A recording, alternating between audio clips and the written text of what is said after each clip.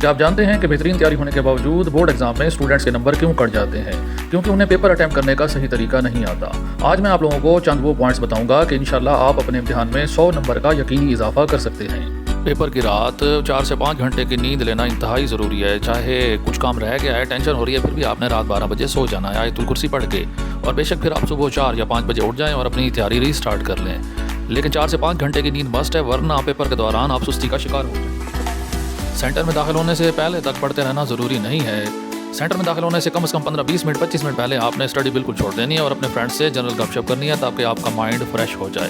फिर सेंटर में पहुंचने के बाद आपने दुरूद, दुआ, अलहम शरीफ वगैरह पढ़ लेने हैं, ताकि आपको रूहानी सुकून हासिल हो और आप पेपर देने के लिए तैयार और कॉन्फिडेंट हो जाए। सर जी, ऑब्जेक्टिव तो सारे आते थे लेकिन टाइम ही नहीं बचा, तो क्या आप लोग भी यही अपने टीचर से जाके कहते हैं? तो आपने ना MCQ के अंदर ये मिस्टेक नहीं करनी।